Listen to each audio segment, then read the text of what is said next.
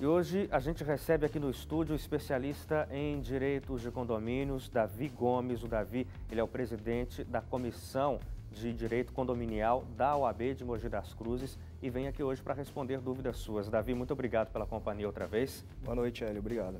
Você pode mandar sua pergunta para a gente pelo nosso WhatsApp, DDD 12, número 981352908, com perguntas sobre direitos e deveres de quem vive em condomínio.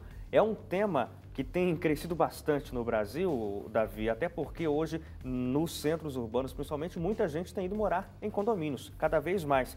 E aí surgem as mais diversas dúvidas, como essa aqui, do Nailan. E, na verdade, aqui é de um escritório até de, não é residencial, um escritório, um condomínio comercial, ele quer saber. Comercial. Ele fala o seguinte: o escritório da minha irmã sofreu danos depois de um forte temporal. Quem é responsável por corrigir esse problema? O condomínio ou o proprietário desse imóvel que faz parte de um condomínio comercial? Nailan, essa pergunta a gente tem que identificar de duas maneiras. Ele está falando que foi um forte temporal. Sim. Via de regra, quando tem um dano numa unidade autônoma, pouco importa se é residencial ou comercial, a aplicação é a mesma. Se é um dano causado por algo que o síndico deixou de fazer e por conta disso o temporal afetou a sala dele, a sala comercial, é a obrigação do condomínio. Mas aqui a gente tem que analisar com um pouquinho mais de calma e tentar entender o que aconteceu, e fica até difícil de dar uma resposta direta para ele, porque, como ele diz, um temporal. Então pode ser uma situação atípica, né? E nessa situação atípica pode ser realmente que toda a parte do condomínio esteja certinha, mas por conta da força, da gravidade dos ventos, das chuvas, acabou trazendo esse prejuízo que, infelizmente, numa situação dessa, acaba sendo suportada por ele. Então, simplificando, se é algo que o síndico deixou de fazer, se é algo que o condomínio deixou de fazer e por conta disso trouxe o dano, a resposta sim, o condomínio tem que arcar. Mas nessa questão do temporal, a gente teria que analisar com um pouquinho mais de calma. Tá certo, tá respondido. E olha, o Leonardo de Souza, de Minas Gerais, manda pergunta aqui também sobre animais em condomínio.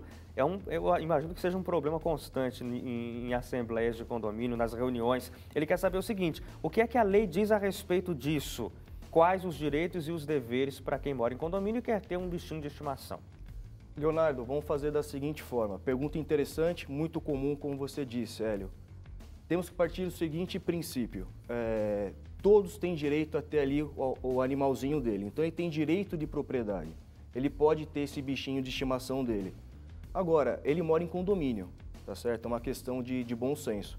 Se ele tiver ali um cachorro super bravo, agressivo, com aquele comportamento antissocial, como a gente costuma dizer, o que é muito barulhento, aí sim começa a incomodar ou até colocar em risco a convivência com os demais moradores. Sim.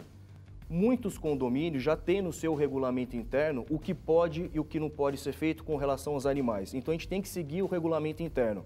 Mas uma coisa eu posso dizer, ele tem direito de ter o animalzinho dele, né? Os condomínios mais modernos hoje já têm aquelas áreas para que o animalzinho possa ali circular, fazer as necessidades dele, andando na guia certinho, sem colocar em risco a segurança de outras pessoas, não teria por que ter essa proibição. Ok.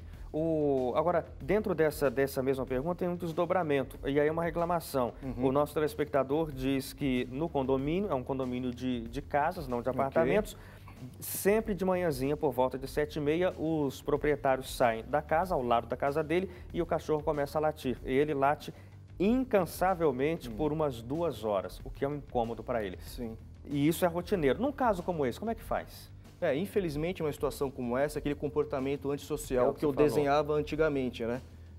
Relacionado ao barulho. Aí não é questão de ser o bichinho ou não, é questão do barulho trazendo incômodo para os demais moradores. O síndico, às vezes não, ele tem que dar ciência para esses proprietários, como ele disse. Eles saem para trabalhar, então às vezes ele nem tem ciência que o animalzinho dele tem esse comportamento. Então é interessante, ou o síndico ou o morador que se sinta incomodado, pedir para que essa pessoa seja notificado, que dê ciência do que está acontecendo, e ali ele tem que tomar as medidas dele. Não resolvendo, aí cabe ao síndico aplicar as penalidades ali, uma advertência, uma multa, e no pior dos casos vai ter que pensar assim, talvez até uma medida mais drástica, verificar a possibilidade de tirar esse animalzinho de lá. Ok.